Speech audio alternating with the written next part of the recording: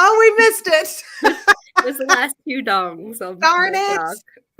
Because I just wound it yesterday, so you notice it was on time. It was on time. It was on Yes. time. Well, we just missed the chime of Angela's wonderful antique clock, but it is the hour for Brocante and Bergamot. It is time. So- Hey, Michelle. Welcome. Grab your drinks. Grab your Gather comfy blanket or a pillow, and let's chat. I would put a blanket on my lap, but Malcolm is sleeping on it.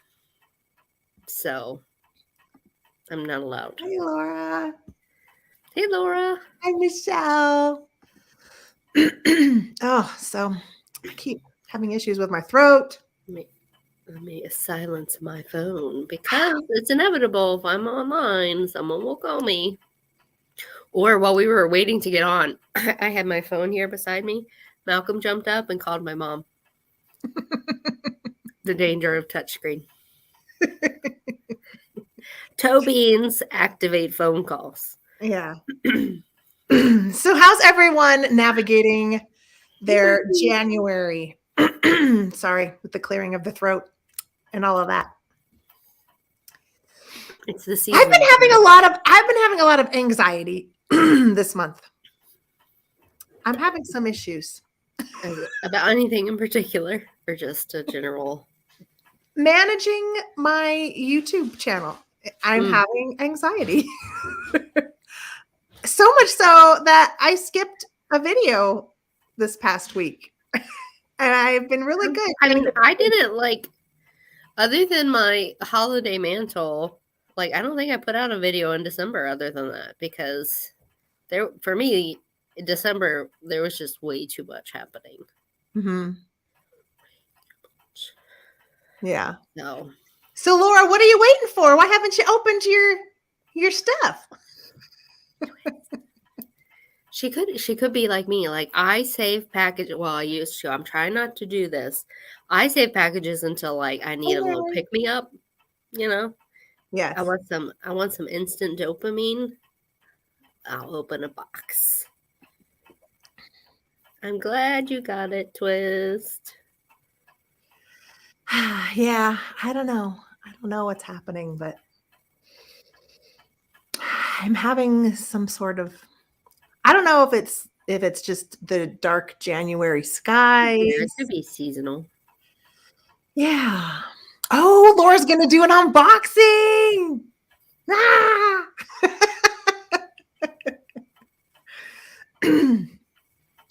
Well, you have to tell me when it's gonna come on so I can make sure I catch it right away. Did everyone have a good weekend? Did you have a long weekend? Did you have today off? I had today off. I had a very good day. Yeah. I just leave it at that. Okay. Angela had a good day. And the thing I did today inspired my media must. Oh, I have a glut of antique postcards, Twist. So, ones that, especially Christmas. I mean, I have a lot of Christmas. So I wanted to share it out to others. You'll notice it wasn't from 1910, though. Because those are spoken for. They'll stick around here. Oh. Well. So. Did you go out anything today? Today, no. I stayed at home all day. Today. Here, all of our vintage and antique stores are closed on Monday. Oh. With the exception of Goodwill, I mean. Yeah. Most of our big malls are open every day, maybe shorter hours on Sunday. But smaller businesses and things, a lot of times, are closed on Monday. Mm-hmm. I was hoping when I got into town that our Salvation Army would be open, because they're usually only open during the week, and I can't get there. And it was closed for the holiday. So. Nope. Well, Shall we begin? I would love to begin. And for all of everyone's entertainment, we have a guest joining us to discuss the selected media must from me, Miss Sheila. Hey, everybody. Cheers.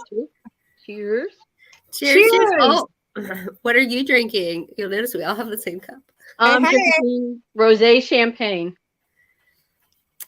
I'm Yes. having the last bit of Angela's magical fruity drink that Oh. I mixed up for my party yesterday. I'm having some sort of tea. I'm not sure what it is. I can't tell. Maybe Hi, it's Mr. chai. Rum. It's probably chai. So, Mary. yeah, so I brought Sheila on because, as promised, I finally got to watch. Well, I don't know if you remember, but Angela had recommended The Love Letter for one of her media musts. She first saw this when she was 13, and she wanted to share this little It's my antique loving origin story. origin story. And this is so this is a Hallmark movie, and she only had it on VHS. Well, Sheila found it on DVD, and these lovely ladies decided to send it to me so I could get a taste of The Love Letter. So when I made this, I wasn't sure what I was going to think because I hadn't watched it yet. So is it a media must or is it a media maybe? Or is it a complete malfunction? Maybe a media bust. I was trying to stay with the alliteration. Yeah. So I sat down, I watched this on Sunday, and I'm conflicted. So this is, Thank you, Betty. if you recall, this is a Hallmark style love story. So there is going to be an amount of maybe like kind of hokey, cheesy, interactions or situations. Time travel is involved. So you have to keep Yes, that is where I believe Hallmark should stay far away from their storytelling, because the Hallmark part to me had a real hard time blending with the time travel. with the time traveling. Mm-hmm. So Sheila, what did you think? Well, because I gave it to Angela when she was here visiting, she made me watch it with her.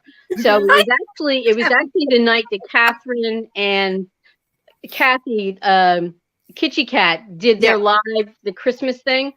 So before they went on, she made me watch the movie with her. So she got all my snarky comments right off the bat as they were occurring. And you should know, you hated the part that Heather also hated. Yeah, the part with the. I'm not a Hallmark movie girl, so I was touching my best, and it was her favorite movie, and I was doing my best to It's not try my favorite movie. I just have to say, it is a movie that made an impression. Well, here's the thing. Me. It's like one of those stories you want to really, really like. So I don't know if you guys. I still like it. If you guys in the chat remember, I don't know if you guys in the chat remember, but the guy is in 1998 and the girl is in like 1860, and he buys her desk. So he buys an antique at the antique store, a desk. And this is why I shared it, because it's my antique loving origin story. This is where the seed was planted. In my brain. So he gets this desk, and he finds a secret compartment where some of her letters have been stashed away for all of these decades. and he reads them and he's really interested and he shares them with his kooky, spiritual loving mother, who decides just out of the top of her head, well, let's get old ink with the same recipe that they used back then. Let's a stamp. And let's get an actual original stamp from the era and write her a letter. And then let's mail it at the only post office that still exists, that existed back then, and see what happens. Yeah, that was about where I lost. Well, there was one scene that just totally made me crazy. But and then so it works. There is correspondence. But as you get through the movie, I just kept telling myself, how come he has to go across town to mail a letter with an antique postage stamp, but her letters keep popping up into the desk? Thank you, Bubbles. I feel like we need to post a poll. Her notes just keep popping up into the desk whenever she writes them. So she writes one, she puts it in there, and he gets it. But oh no, he has to write the letter, take it down to the post office across town. Yeah. He can't just put it back in there for her to get.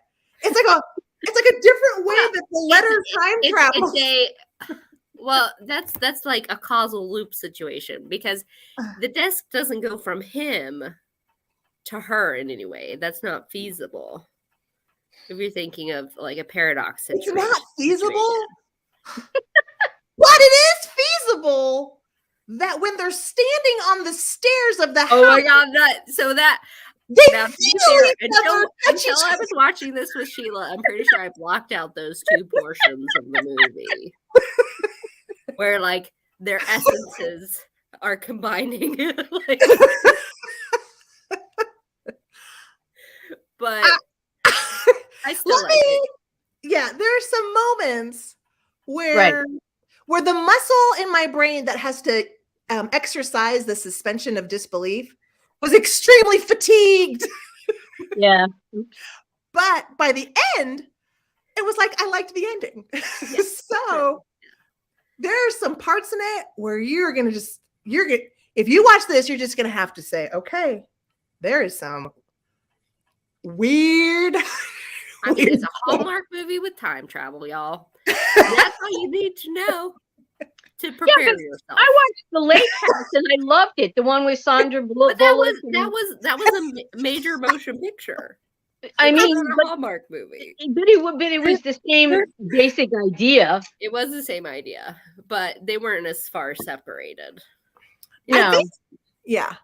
I think if they had taken out the parts where he'd be he would stare. He literally walks into her old room of her house. He finds the house in current day, and he goes into her bedroom, and he stares at an empty chair and goes, "Lizzie?"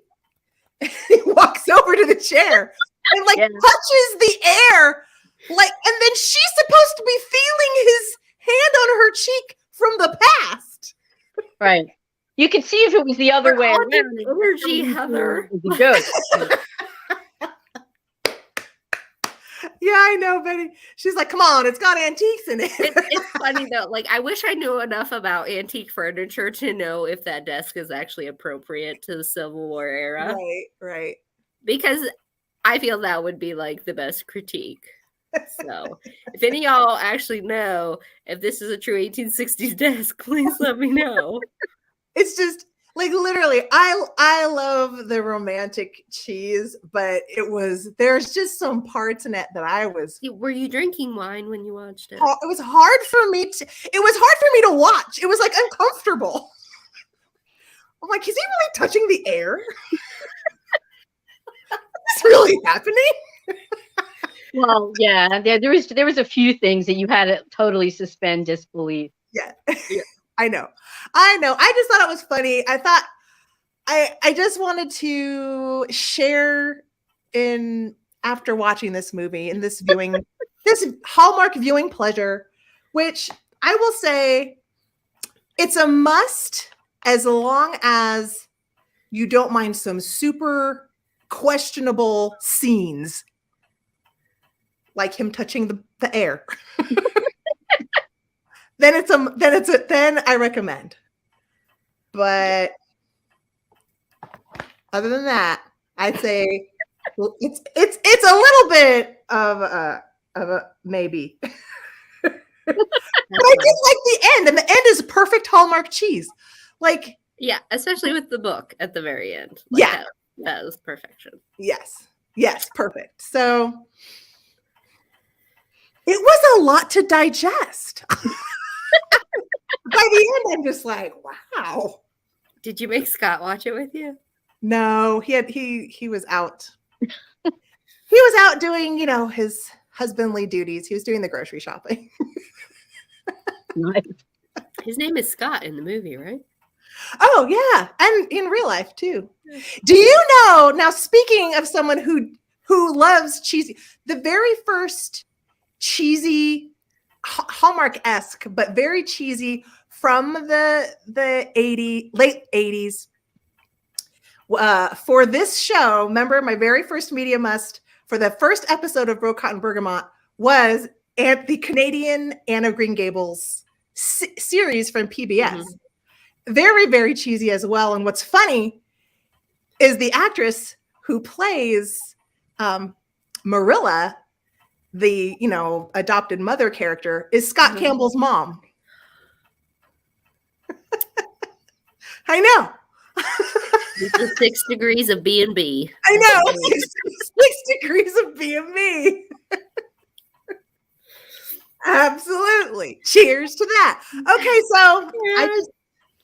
so any last words, Sheila? Sheila, did you want to hang out with us for the rest of the show? Is my first question. It doesn't matter to me. The cat's being quiet. Oh, I have my appropriate. Let's see if I can do this again. Oh yeah, remove the comment there. My bangle bracelet. Thank you. Thank you. This is my crazy lamp lady bangles that are appropriate for the theme tonight that I won at an eBay auction. So they're nice and skinny. Awesome. I like. I'm laughing because I'm watching what I'm saying, and there's a lag between what I'm saying and when stuff is showing up on the screen. It's crazy. Yep. Oh, the lag is real. The lag All right. is real. Well, my Media Must is very different. So, on my trip today, I went to Pittsburgh. Oh, too far. Stop. Let me do it. I'm gonna let you do it. So I went to Phipps Conservatory and Botanical Garden, and in the entryway, there's almost always an art installation of some sort pertaining to the earth in some way. And this one is called Bibliobotany by Lisa Meeks. She doesn't have a lot on her Instagram. I will put her artsy store link in the chat here in a moment. But what you can't tell from these pictures, so it looks like the plants are growing out of books, hence the term bibliobotany. Oh. But the flowers and the plants themselves are also made out of books. Are they really? This is all made of paper. Oh my God. And let me read her part of her artist statement. She says her bibliobotany sculptures are literally made from pages of books. The books and flowers chosen for specific subject matter, symbolism, and unique qualities, whether they're edible or medicinal. She loves books, so forgive her for, tearing some apart.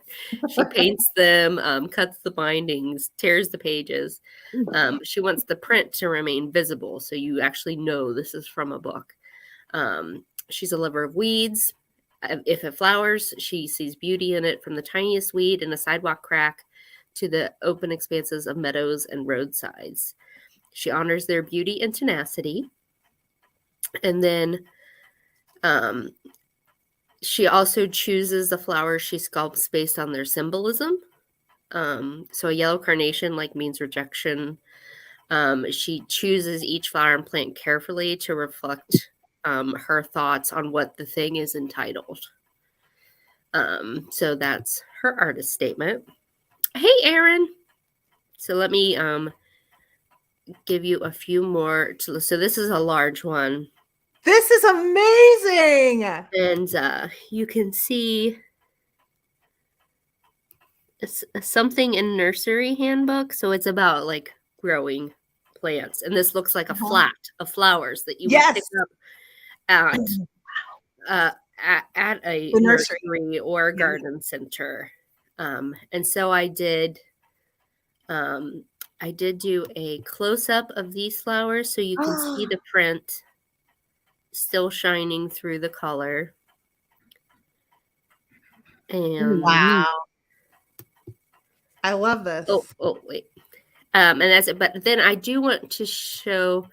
So let me do. You can buy her artwork. It's for sale, but it's pricey. It is pricey. Let me. Wait, I'll put it in the private chat. Can you take it from the private chat to the comments, Heather? Private chat to the comments. Hold on. I will be slow, but I'm sure I will. Well, and as an upcycler, like I just found this fascinating. So I was there waiting for some time and I was like, oh, like I wanted to touch it so badly, but they were behind a rope and I didn't see the rules. So, there it is. Sorry. I see it. But let me see if I can share her. Okay. So this is her artsy. So here's some more examples of her work. And of course, the prices are there if you're interested in buying one. I'm not going to say I haven't been tempted because that would be a lie. Yeah, that'd be an interesting question. Like how long? Look at the orchid one. It'd be interesting to know how long it takes her. Oh, hours. Weeks, I would assume. This one down here is my favorite. Look at this one. Hold on. I think we're missing it. Okay. Can you see? Go back to the last one you were showing because I don't think I had it up. Oh, okay. So I'll start at the top. So this one's Joy. And then she has a quote like about like protecting the earth or what the books she used was about that goes with them. Wow, look at that one in the middle. That's the one. This is the orchid. And it's called The Orchid Thief, this one. Wow.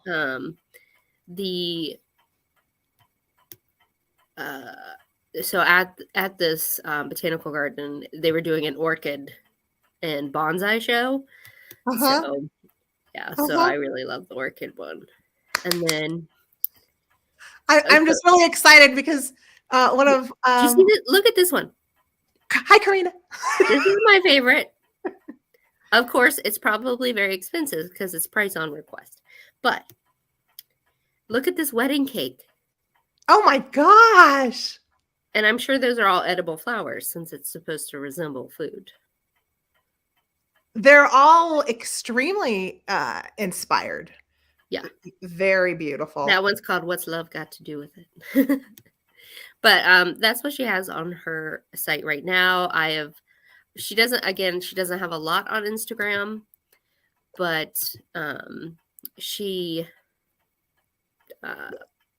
posts, kind of regular. I think she's new to Instagram. Yeah. So yeah. Yes.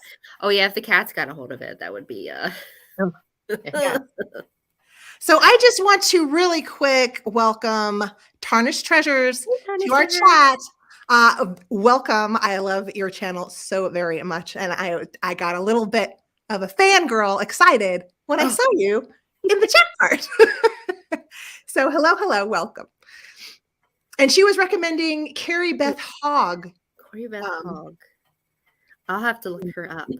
Yes. I literally saw the exhibit today and I was like, oh, I've got to share this. I love it so much. So what an amazing just like when I had that glass artist, I was like, I just have to tell people about it because yeah. That it's amazing. And then it's funny because I had no idea that you were doing a Brocante bouquet. Oh yeah, I don't know what is happening. Like I said, oh, thank you. Thank you.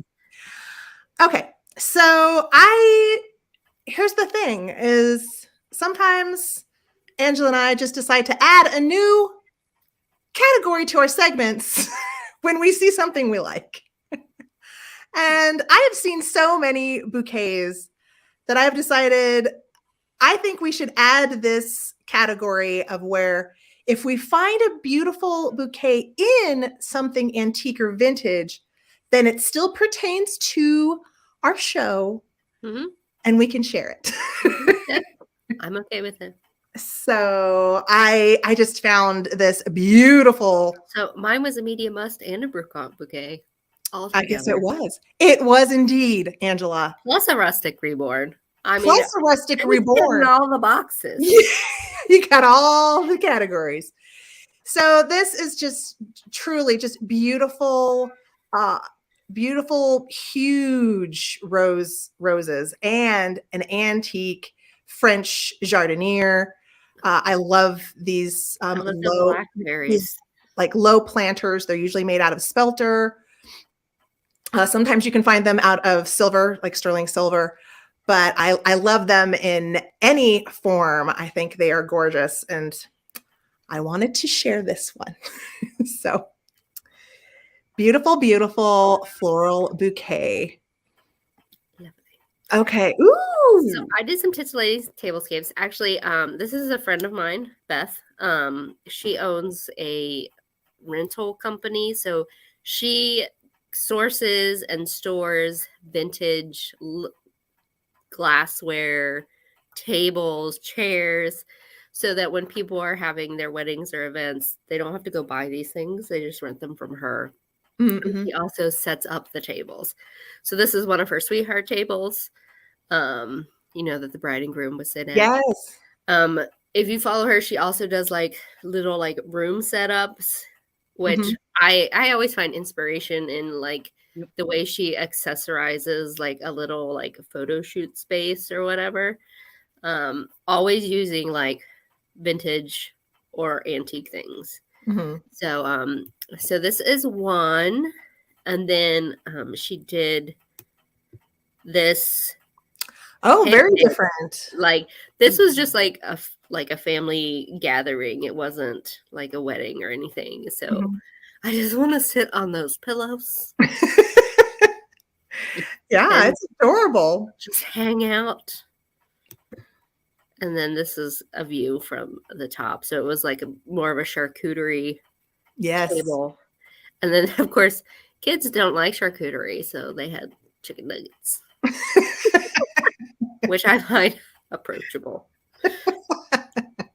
But you'll see like some of the flowers here. There's like Queen Anne's lace or baby's breath, Oh, yeah. Some like very informal flowers. It's a very approachable table. Which I love, and so I want to do this in the bower. And if you're gonna let your child eat chicken nuggets, the least you can do is have them eat them by candlelight on a cushion, on an Oriental rug. That's the way to live. And I met her through like a local like entrepreneurial women group. And her business is called the Mustard Couch because originally she has this gorgeous antique mustard couch. And she would, loan it to photographers for various photo shoots. And that name just kind of stuck. But then she has so many other things too. So I really like that color palette with the olive green. And the it's very the middle, like the florals and stuff, are very reminiscent to ones I've shared before. With like the there's some eucalyptus in there. She doesn't necessarily do the florals. She works with local florists, whoever the people in charge of the event choose. She works with them. It's 7:30. So, now we're on to celebrating collections. Okay, so I chose these they're like sentiment, or some people seem to call them motto mugs. I really like these. I specifically have one mug, and this photo isn't mine, but my mug is almost identical to that one. And it says, "Remember me" on it. And I love them as a collection. And I would like to find more of the ones that just say "Remember me." So I would like a "Remember me" mug, maybe small collection. I love I would them. just put a little forget-me-nots on there. Mm-hmm. I don't know. I think it's sweet. There's also a lot of mustache mugs that have Yes. words on them. Yes. A lot of these are those mustache style mugs or shaving mugs, different kinds that I've noticed as well. But you can get them, I guess, in all different colors and mottos. I like the one that says "a present." It's like, here's your present, and it says "a present." Yes. I think that's sweet. So I think it's a sweet idea, especially like for my grandmothers who, they're no longer with me, but I do have like their photos up in an easel, and I can put the little "Remember me" mug and put a little flower in it. I just think it's the perfect sentiment and the perfect era to go with the photograph. For like a little memorial space, or yes, altar, even if you roll that way. Yes. So my collection centers around furry friends and glass, because on one of my groups they shared this, and this is just different views at different times of the same. So like you pick one thing, and these are all Mosser cats, which came in a variety of colors, and they thrifted all of these, and then they had these lucite shelves built in their window so that the colors would just shine. Mm-hmm. And some of those greens are, uranium, and some of the orange is cadmium.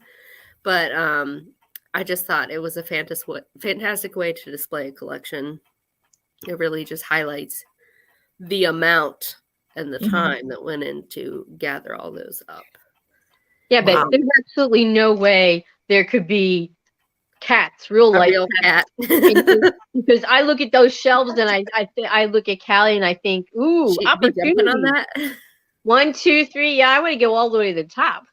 Or it would maybe it's a really high window, that like faces a stairwell. Yeah. So it's not tempting. But then also these are glass animals. This is a much smaller collection, but I love the way that they put these together. And these, I thought Heather would like it. I love it. I love those little lampwork animals. And you don't have to have this is a large collection, but it's not large in size. It's large in amount, and it's large in impact. Yes. It takes up relatively a small amount of space. I'm zooming in right now because this is so cute. Yeah. Oh my gosh. Okay. I really want that cabinet in the middle. I really like it. And now I want to collect all kinds of tiny glass creatures. Yes. I love it. It's very whimsical. I do have some that will go on my tiny thing shelf, but nothing on the scale. And like you can find these like almost anywhere. Mm-hmm. These are the things I always wanted to buy, like at gas stations and whatever, like on family road trips. And my mom was like, "No, what are you gonna do with that?" I was like, "I don't care. It's little and it's adorable. I need it." So, two very different but similar collections. Yes, I love it. Ooh, I love it. Laura, tell us so we can go get it. She's seen which display, like the middle. Oh, the middle pyramid, the brass with the shelves, shelving. Yeah, somebody thrifted one of those recently, I think. Mm-hmm. Yeah, I really like those. Those are nice. Those little display shelves. Interior. So yes, I only found one interior that I wanted to share, and mostly because I really love this kind of, I would call it like a deep corally orange with the blue. I think it's a wonderful color combination. And of course, I liked the little dollhouse on the floor. And again, it's a reminder for me to realize I will see all of these beautiful homes and then be attracted to ones that are a lot simpler than my actual house. So it's kind of a reminder that I don't need to be a maximalist. don't need to be maximalist because I like this too. It's a way for me to try to say it's okay. You don't need to buy everything you see. Because sometimes I feel that way. The compulsion to save the treasure and collect the treasure and then display the treasure is so grand. Yes. That then I look around my house and I just say, this does not look like a magazine. No, I try with my thing, I try to give myself like a space for a collection. And then once that space is full, I should stop. Unless I find something I like better than something I have in my collection, then I can replace it and let the other one move on. I mean, I have just decided on this philosophy in the recent past. So there's some things I need to get rid of because, yeah. Yeah, Harry. I mean, if you like how it looks and you like the way it goes together, I mean, Heather has seen my house, so my collections are very random. Very random, but they're all me. So I feel they meld together very well. So it works as long as it works for you. Does it spark joy? Does it spark joy? My thing is that all of the things I buy absolutely spark joy. That is the downfall. What happened? Did I miss it? That everything you find sparks joy. Oh, yes, everything sparks joy, but then I put it all out and I realized there's too much, like right now in my little studio space, there's too much joy on my dresser bureau. There's too much joy on there. Yeah. It's like I look at it and it's like all of a sudden it's too much joy. I need to my dressers are still just like a storing ground until I get my tiny thing shelf taken care of. So that's next on the list. Yeah. So my inspiring interiors is looking at a specific surface. So a ceiling edition. Yeah. I found this picture on the left and it looks hand painted. Wow. And then I went down an unorthodox ceiling decor rabbit hole. And now I just want to paint my ceilings. Or just put things on them. See, but I love the fact that it's like all white and then the ceiling is like the ceiling is the masterpiece in this hallway. Mm-hmm. And then the one on the right, like I just love that green. The green, it's beautiful. The sun. Yes. Yeah. I agree. That is a very cool bed too. Just yes. Yeah, that whole room has a very, I want to say like gypsy traveler vibe to it. But I think this is in like a listed house in the UK. Mm-hmm. I couldn't find like an exact like what it was attributed to. Mm-hmm. But the next one is sometimes you find things thrifting that are perfect to put on your ceiling. I have not tapped into the unused space on my ceiling yet. So I know. Nope. Didn't you share a collection when there was art on the ceiling, or was that me? Yes, no, I did. It was a she shed. It was a she shed. Yeah. I had all of the art on the ceiling. I'm saying that I haven't tapped into my ceiling as a solution. I mean, So the license plate thing, it's more rustic than I would be a Right. fan of. But But it's a great idea. like a country cottage or, Yeah. a more rustic home, that would be very cool.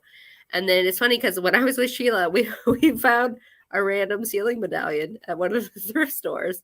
And I was like, I don't know what I would do with it. And then I see this, I was like, oh, now I need all the ceiling medallions. No, I couldn't do it in my bedroom, which is where I would want to do it. Mhm. And you could paint them all different colors. Like if you want like a wacky ceiling, you could paint each of those medallions a different color Yeah. and put it on your ceiling. Or you could do a wall of ceiling medallions. You don't have to put that on the ceiling. That could add texture to a wall Yes. without something to think about. It's interesting. When you multiply the ceiling medallions, it actually turns something very traditional into much more of a modern installment. Yeah.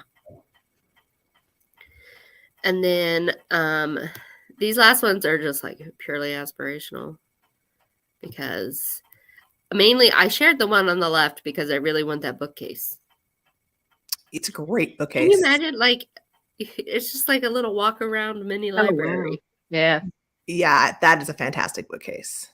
I mean, it had a fun ceiling as well, but yeah, the bookcase is why I shared this one.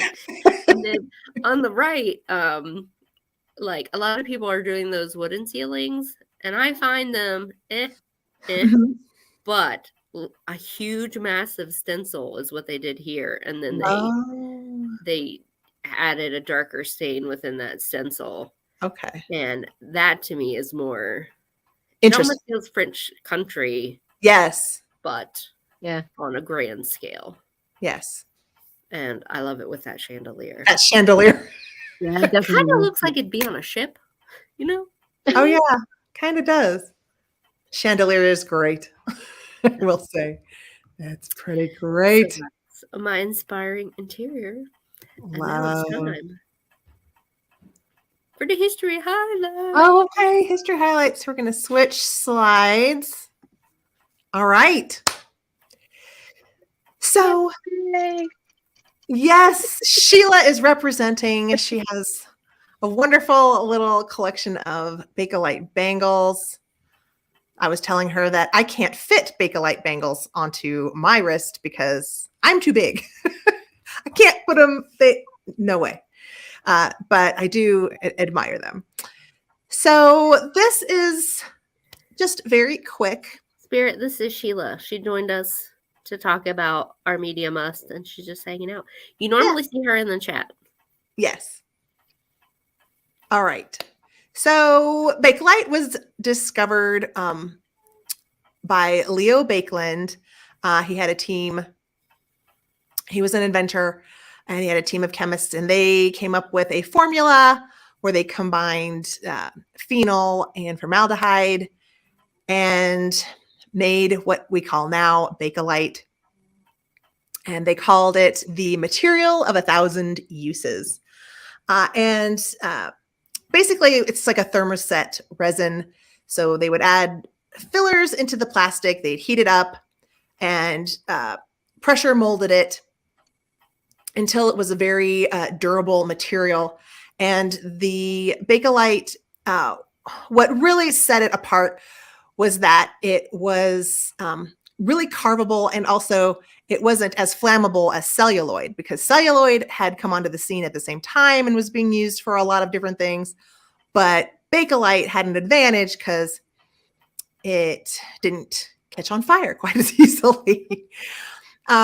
So it wasn't until the 1920s that Bakelite really seemed to permeate the fashion world, and jewelers really liked it because they could make really strong beads, and they could the bangle bracelets. They'd be really strong and sturdy, and they're also very carvable, and they came in a lot more of a color variation, so they could really play around with the colors. All right, so now we're just going to look at a lot of the different types of Bakelite you can find out there, and there's a lot. So Bobbles asked, was Bakelite made in as part of a competition to replace ivory in billiard balls? that was celluloid. Oh, okay. I remember you talking about that. And I was like, Yes. but they That was came out around celluloid. the same time, yeah. Mm-hmm. Yes. Yes. I think a lot of the inventors and chemists were playing around with all these materials, making these different types of I mean, what we would billiards call must have plastic. been way more popular back then than they were now. What's that? I said billiards must have been a lot more popular. Yeah. Well, they had to kill time in those saloons. So Bakelite comes in a lot of variations. And here are some examples of the solid color of Bakelite. Basically, you've got yellow, butterscotch, green, and red. And I've got some brown bangles. There's just so much that you could spend days and days looking at all the different types of jewelry just made with Bakelite. And jewelry is just, the fun category I wanted to touch on. As most of us know, Bakelite was in handles and radios. Yeah, I say handles for everywhere. Everywhere. So I just thought it'd be fun to look at the jewelry. So here we've got the marbled Bakelite. So marbled, obviously, it just contains more than one color swirled in there. And one of the most common ones are the butterscotch with the brown and the green and yellow mixture. And I have to say that beaded necklace with the green and yellow is those beads look big. Yeah. Yes. Yes. For that neck. It could be a tiny neck, to be fair, but that looks large. Yes. And so Bakelite also came transparent. So I've got a couple of some bangles and some beads. And I did throw in some dice because later at the end of the slide presentation, you'll see that dice are a fun thing to collect and turn into jewelry charms. Mm-hmm. So if you like Bakelite jewelry or are interested in buying and selling and creating, I look at dice as another form of possible bead or charm that you could play in my early crafting. I would tear apart old jewelry and remake it. And when I would come across this transparent Bakelite, I called it Jolly Rancher jewelry. Looks just like it. Yeah. All right. So then now this is laminated Bakelite. So I know it's pretty simple, but if you're ever like searching and there's stuff that you like, it's just good to know this is what they call laminated Bakelite, which is, pretty self-explanatory. So they're laminating the different colors into each other. And they use like a special glue and polish to make it all stick. I love the really bright color combinations. It definitely was used like in the 20s and 30s and 40s when it was like really popular. I mean, it was really used in a lot of like the colorful modern and the 30s kitsch brooches, which I'll share too. And I think a lot of the, that kind of fashion trend where a lot of people like the Cuban music and kind of the Tropicana, a lot of the carved pieces, I think reflected that trend and interest. Oh, yeah. Tiki culture. Yes. Let's see. And then there is resin washed or over dyed Bakelite. So if you were to find a cute little brooch like this, a lot of them will have a wash on this. So one of the key words, if you were going to describe it, you would want to put over dyed or resin washed in your key terms in case there's like collectors who just collect that type of Bakelite. And so I've got the two brooches. Brings out the details really nice. Yes, exactly. And it does darken the color a little bit as well. And then there's crafter. Angela. I want to really quick. Another Angela. This is Angela. So the traveling crafter. Do you know the charade? the Shrads, Angela and Dave. Do you remember? Oh, yeah.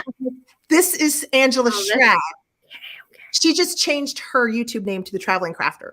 Nice. So, yes. And I am going to be a guest on one of her sales in February. So keep her in mind. Oh, and Lynn's here.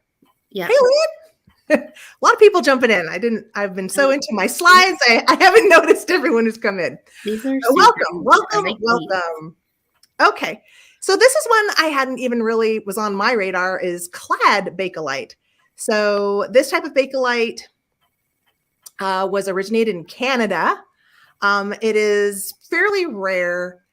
And this is where you've got your Bakelite as a base, and then you've got metal clad on top of it, either completely encased or in some sort of like partial clad pattern. I wonder if they electroformed the metal in there. I'm not sure, but that could be definitely a way that they got it to combine or meld. Mm-hmm. And then lastly, I hadn't heard of this either. This is something called Prystal. I like this color. Yes. For me, I don't know if I really would be able to recognize it in the wild as I guess in the collector world, this can be an acceptable form of Bakelite, but it's not the transparent because from the way they explain it is that when you're looking at it, it has a color changing dichrotic look to it. So yeah, just another type that a lot of people will include in listings. And if you want to collect Bakelite, but you don't want to collect this Catalan product, then it's good to know that if they're putting in the word Prystal or whatever, but they're also including the word Bakelite, that this is kind of like a separate side category that some people include in Bakelite and some people might not. So, and then I thought it'd be fun just to go through some of the names of the colors. So you've got creamed corn, butterscotch. This is very indicative of the age that these were popular. Yes. Egg yolk and salmon. So these are good if you do come across Bakelite. There are some collectors who might just collect the salmon Bakelite. And the salmon is a more of a pink solid color, and that is not as common in jewelry. I think it's more common in like the radios and things like that. Yeah. But if you would have some translucent Bakelite, you would want to use the terms root beer for the brown, lime jello for the green, apple juice for the yellow, and cherry juice for the red. I think I've seen some salmon. It almost looks coral, doesn't it? Yes, it does. But a little more pink, I think. A little, like, slightly more pinky. That to me, coral has more of an orange. Well, I guess it depends. Angel skin coral is more pink. So now you can take everything from the yellow column and the green column and freeze it, put it in Jello, and they would eat it back then. Yes. So I wish I was joking. Yes. Ask Katie at Vintage and Vinyl. And so for the marbled, they've got Mississippi mud, creamed spinach, and chocolate sundae, and that really pretty green bead necklace that I like that was green and yellow. That is the creamed spinach. Oh, okay. Makes sense. Yeah. Yeah. It totally makes sense. Oh, yeah. So now that we've gone through the basics, I just wanted to share some of the fun designs, maybe to get it more on our radar if we're ever at an antique store or an estate sale, because some of these pieces I would overlook, to be quite honest, and some of them are actually very valuable. So these little hats are so cute. I know the hats are adorable. The hats were my favorite. Love. I know. So cute. Hey, Jeannie. How are you? Scotty dogs, obviously a huge favorite, huge popular motif in the 20s, in the 30s. So that makes total sense. I liked the hand, just a variety. I just threw in some, and then I'm going to show you some of the ones that, especially if you see out there, don't sleep on them. These ones with the little charms, like a lot of different charms. Yeah. they're fun, hugely collectible. Like I know Bakelite is collectible in almost any form. There are going to be people who are interested in it. Do you know if those old Cracker Jack charms are celluloid or Bakelite? I have no idea. I I just don't even happened know if I'm upon- familiar with the Cracker Jack charms. I just happened upon Leanne! a box of jewelry that I purchased a long time ago that I was going through, and in it is a chain that has a bunch of little tiny Cracker Jack charms on it, and there's some kind of early plastic, but I'm not sure what. Interesting. Yes. I don't know. But like, for example, if I was looking at an estate sale and I was looking at, sometimes there are some of these homes that have bins of jewelry just all heaped together. I might pass on like this bunch of bananas. See, the cherries would catch my eye. I love Yes, the cherries would be like, okay. Are those supposed to be bananas? Those are supposed to be bananas. Okay. I know, but they're supposed to be bananas. I need a banana for scale. No, it's small, but Well, the leaves, it looks like palm leaves. Yeah.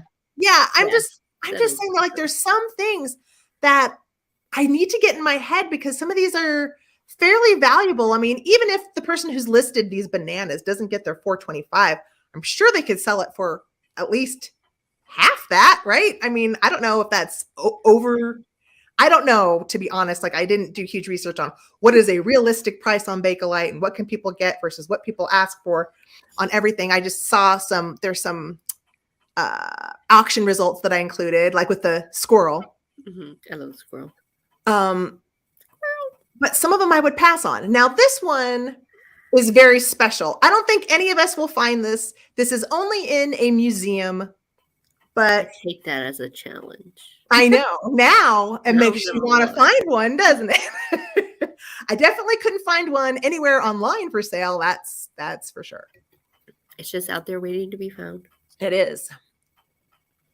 Okay. Now getting into some of the more, this is more of like, I would say like that modern part of the 20s and 30s. So I think that makes this a little more special with the checkerboard design. Yeah, it almost looks like wood. I know. Plus, this is also a fancy website I found it on. So, of course, they are going to ask Fancy prices. They're going to ask the max, right? And this one is a reverse carved. So I understand that there is some work into it. But I am telling you, I put this in here specifically because I was like, I think this is ugly. I don't like this. If I saw this at an estate sale, I would think this was a piece of crappy children's jewelry or something.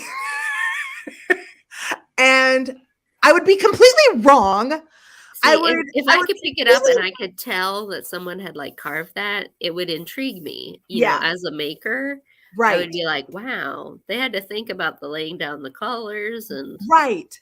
That's what I'm saying. Like I would be wrong. Like I would look at it really quick, I'm sure, and just be like, ugh, I know my brain. I'd pass by it, but I would be so wrong because you know what this piece is missing? What? A cat trying to eat the fish. That's the 80s. Exactly. And early 90s. Yeah. Yes. Oh, see, and like Michelle's loves the goldfish. So like, and so for me, just because like I need to get it out of my brain on some of the plastic jewelry because I don't look at plastic jewelry really very much. And I should, just because there could be Bakelite in there. I shouldn't be sleeping on it. Now look at this guy. Oh no. That Mr. Tomato Head?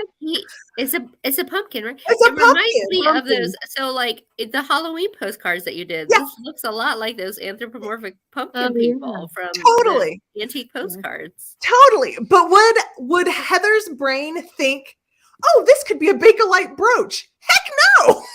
I'd be passing up $6,000 while I'm looking for some sort of 50s rhinestone brooch that's worth maybe $30. I'm just gonna stick with my rule of thumb, and if it's weird and I like it, I'll buy it.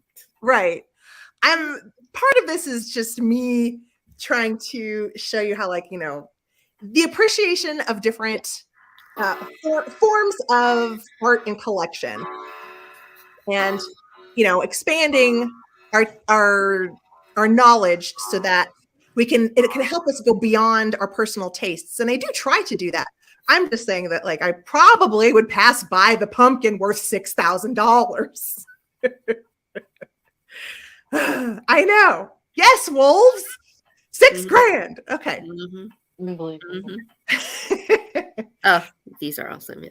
So this one is really fun. So this is not a bracelet that existed back in the 20s or 30s or 40s. This is something someone made either between, maybe it's 20 years old. I don't know. But this is more of a later piece that was created by someone with different pieces, like the dice. And I was trying to figure out, well, where do they get these charms? And I found this brooch with the bar and the Scotty dog. So I think sometimes you end up, like, pieces like that get broken. I've used things like that.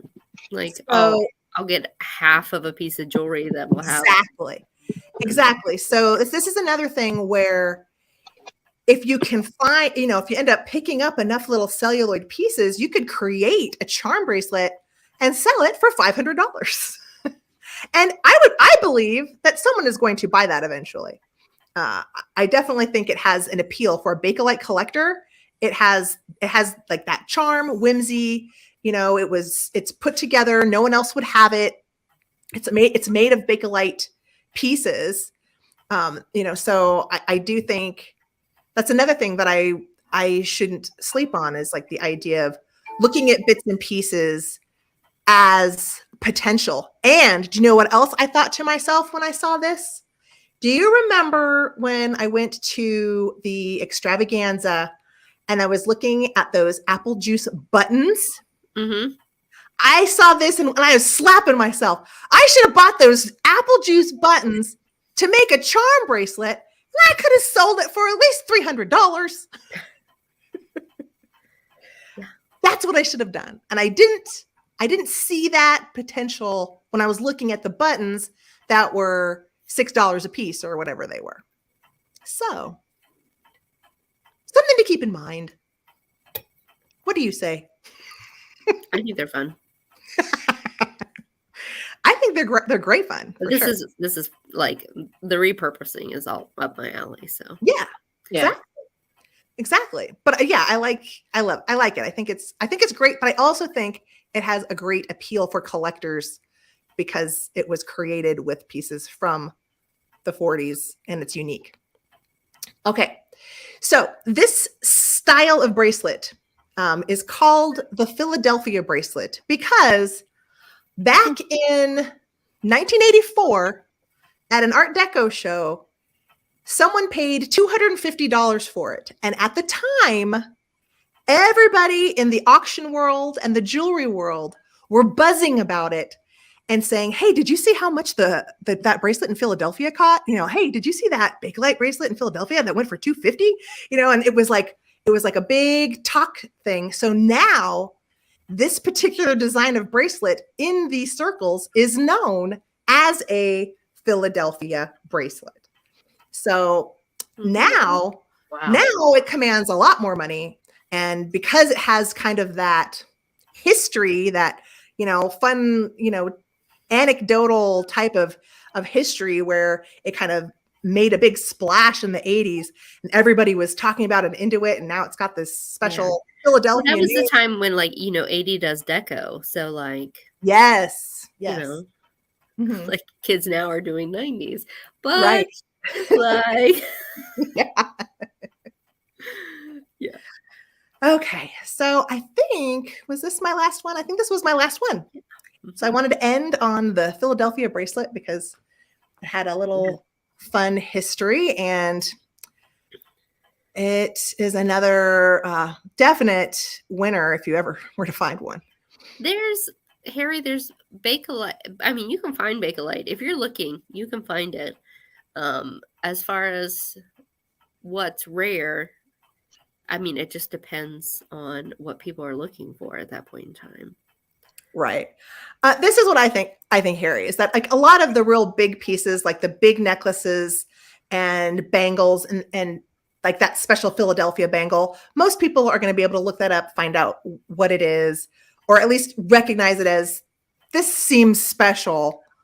I might need to look it up. So you probably wouldn't necessarily find that out and about. But do I think that you would find a lot of the brooches out there and some of the whimsical brooches that do command a lot of money, whether it's a small Scotty dog that can command $80 to $100, or it's the pumpkin that can command thousands of dollars. I do think that those could just get lost in the shuffle. Mm-hmm. I do think something like that or in could a box be lot situation. in a box, yes, Yeah. or in a drawer. And if you have a digger sale and they haven't gone through it, and you're going through drawers and boxes and all sorts of areas, you just never know. Or even the coats, sometimes they still have pins on the, pinned onto the coats. If you're a jewelry person, then to check the closet for the clothes, because there could still be brooches on lapels that were never removed. I never thought about that. Oh yeah. So yes, that's what I think. Halen says she's going to be rubbing all the plastic now. So we'll be testing it. I want to know, what is it supposed to smell like? Because I sold a purse that had a Bakelite handle, and like I rubbed it, I didn't smell anything. They say it's supposed to smell like camphor, or that smell of the formaldehyde smell of like when from like chem classes in high school. But I don't know. And Sheila, didn't you say that your Bakelite bangles, you couldn't smell the? No, I've been rubbing them ever since I got them, and I can't get any kind of a smell from them. Maybe they, they were worn, it got rubbed off. I don't know. I don't think that's it. But mothballs. Okay, that's a very specific smell. So I don't. Yeah, they say it's kind of supposed to smell like a. I didn't have the biology that required you to dissect things. So yeah. They say, well, formaldehyde is what formaldehyde. It's like. Yeah. So if you, there are little spot tests you can do, and you can look that up. It's very easy to say, how do I spot test Bakelite, or do a Bakelite test on my jewelry, and you can find all of that online. Okay. Yeah. Well, and really quick, I want to say hello to Leanne, and I'm going to be on Leanne's live sale on Wednesday evening. Well, Wednesday afternoon. Wednesday. What time is it, Leanne? Is it 4 o'clock? It's in the evening. Is it 4 o'clock my time? Your time. Oh my goodness. But keep an eye out on my Instagram. I will post a little Instagram about it. So just wanted to say we're going to be hanging out on Wednesday. So come visit us. All right. We do have a quote. If you might have read it on our glasses. It says, "Well-behaved women rarely make history," and it's been attributed to a lot of people, but it was actually coined by a scholar named Laurel Thatcher Ulrich, who was a professor of early American history at Harvard, and it was used in an article she wrote that was published in 1976. And the title of the article was "Virtuous Women Found, New England Ministerial Literature of 1668 to 1735. Wow. Well, cheers to women. Cheers. Cheers. Cheers. All right. Well, thanks so much to Sheila for joining us. Yes, thank you, Even Sheila. though she doesn't like my movie, it's all right. All right. Well, I hope everybody has a fantastic week. Definitely visit me on Leanne's channel on Wednesday if you can get a chance, and come see us on Angela's channel next Monday for another fun Monday. Brocante and Indeed. Bergamot. And then Sunday on my channel at 3 p.m. will be my Sunday matinee per usual. Yay! Have a great week, everyone. And we'll Yes, see you next time. we love all of you. Thanks so much for hanging out with us. Chit-chat. Good night.